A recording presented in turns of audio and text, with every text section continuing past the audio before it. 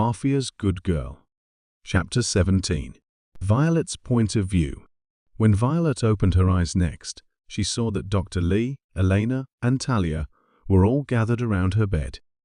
Her body felt weak, and her throat was dry. She barely had the strength to keep her eyes open, but she knew that she had to. "What happened?" Violet croaked.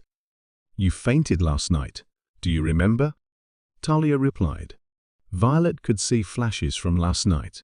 Damon kissed her on this very bed. He made her another bet, and she didn't to win.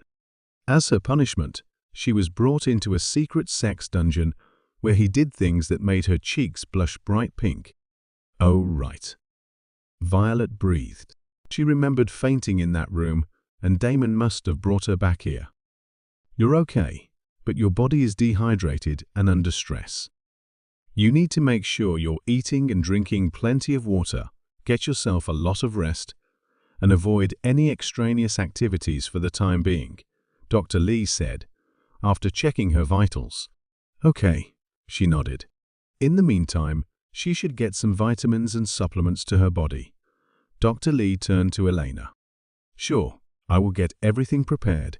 Elena nodded and turned to Talia. "I'll stay here with her," Talia said. Dr. Lee and Elena then got up and exited the room. Violet couldn't do anything but lay on the bed helplessly as Talia scooted closer to her. "Hey," Talia said with a soft smile. "Hey," Violet replied. "How long was I out for?" "Almost a whole day." "What?" Violet turned to the window, and she saw how the sun was setting over the horizon. She was out for almost an entire day, and she didn't even feel it. After passing out, Violet fell into a deep sleep, and now she actually felt better. "Did he do anything bad to you?" Talia asked cautiously. "Bad is one way of saying it," Violet scoffed. "Bad, crazy, confusing, unpredictable, everything all at once." "I'm sorry," Talia sighed. Violet shook her head because she knew this wasn't Talia's fault. She agreed on another stupid deal with Damon, and it was her fault that she lost. "When is this gonna end?" Violet sighed dramatically and gazed up at the ceiling. She had been stuck in this castle for almost a week and with no end in sight. How much longer will this take? Another week? A month? "At least 3 more days, I suppose," Talia said. "What?" Violet's eyes jolted open. "Well, Damon left this morning for Italy for that meeting. He'll be back with the others in 3 days. 3 days? Violet gaped and sat up instinctively. "And what am I supposed to do until then?" "Just wait here." "Dr. Lee did say you need to rest," Talia smiled apologetically. "Ugh, why does this have to happen to me?" Violet groaned in frustration and threw her head back. What did I ever do to him? Why did he have to torture me like this? Being stuck for at least 3 more days in this place was a nightmare for Violet. All she ever wanted to do was help her family, but now she couldn't even see them. "I don't know why he's doing this to you either. He normally wouldn't keep a girl around for so long," Talia said. "And he always changes his #1 girl every few weeks or so." "His #1 girl?" "Sabrina's the flavor of the month. But she'll be gone pretty soon, Sabrina." Violet paused for a moment to think. "Is she the blonde girl?" "With the tattoos?" "Yup," Talia confirmed. Violet fell silent, and she started thinking. Damon could get any girl he wants, and he could change girlfriends every so often. And from what she saw, these girls were always eager to please him. He already had all that, so what would he need her for? Why was she still here? "Why does he do that?" Violet asked. "Do what?" "Change girls like they're disposable," Violet shrugged. "Treat them like they're just. Means to an end." "Oh, Damon thinks everyone is disposable," Talia answered. "Even himself?" Violet turned to Talia and narrowed her eyes, waiting for her to continue. "You know, he wasn't always like this," Talia said again. "There is Damon before Isabella and Damon after Isabella. The two are not the same person." "What do you mean?" "Growing up, Damon was the gentlest boy I know," gentle. Violet almost threw up in her mouth. Yeah, it's unbelievable now. But you should see Damon at 16. Talia smiled and threw her gaze out the window. It was as if she could see it all over again. She was only 13, and Isabella was 11. They were playing in the garden and Adrian, ever the prankster, sneaked up behind the bushes and threw a frog in their direction. Talia and Isabella shrieked in fear when she saw the slimy little thing on the grass. Adrian was laughing mischievously, and Isabella ended up crying because the frog jumped onto her lap. Talia wanted to help, but she was just as scared. Luckily, a knight in shining armor came to save the day. Damon slapped the back of Adrian's head before going over to Isabella and removing the threat away from her. "Hey, it's okay, he's gone. Don't cry." Damon tried to calm a crying Isabella. Isabella opened her eyes and found Damon smiling down at her. Then she looked down at her lap and saw that the frog was gone. Isabella lunged herself at Damon and locked her arms around his neck. "Thank you," she said. "You're welcome," he said. Whenever Isabella was in trouble, Damon would always be there to help. He was 14 years old when they first brought him in to see Joe. Normally, Joe wouldn't take anyone under 16 to start working from him, but Damon was an exception. He was fast, smart, and resourceful. He soon became Joe's favorite soldier and Isabella's favorite friend. Yes, she liked him more than me. And I don't blame her. Every morning, Damon would go out to get flowers and put them in front of her bedroom door. Every evening, he'd help her with homework or any chores around the house. He'd fight any guy that tries to get close to her. And he'd always listen to all her stories and cries. Talia's eyes turned glassy as she recalled those moments. He proposed to her when he was 16. She was only 14 then, but they both loved each other. Damon told Joe, Isabella's father, that he would do anything to marry Isabella. And he did. For the next 5 years, Joe sent him out on crazy suicide missions, but he always came back and fought harder. Damon proved that there was no one better to marry Isabella, so Joe agreed on the marriage, and Damon was groomed to take over his position as king. Violet could see the story unfolding before her eyes as Talia explained all of this. It sounded a lot like a fairy tale love story, but the Damon character she heard about in this story didn't resemble the Damon she knew now. "He must really love her," Violet said. "He did. What happened to her? You said she was in an accident?" "It wasn't much of an accident," Talia sighed. "She was assassinated by the rival gang, along with Joe and many other members of the family, including my mom and dad and Adrian's as well." "What?" Violet gaped. "I called it the Red Wedding because that was all we could see in the end." "Everything was covered in blood," Talia said as she threw her gaze away.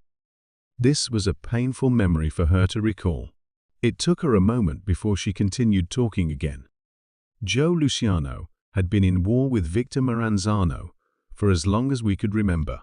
Joe had control over the New Jersey territory, while the Maranzano family controlled New York. For the past 20 years, there were always skirmishes along the border as both sides wanted to expand their territories. Then about 5 years ago, Victor Maranzano heard of Joe's daughter getting married. He figured the wedding would be the perfect place to strike and eliminate all of the key people in the Luciano family. "Oh my God!" Violet gasped. She remembered hearing about this as people all over town were talking about it.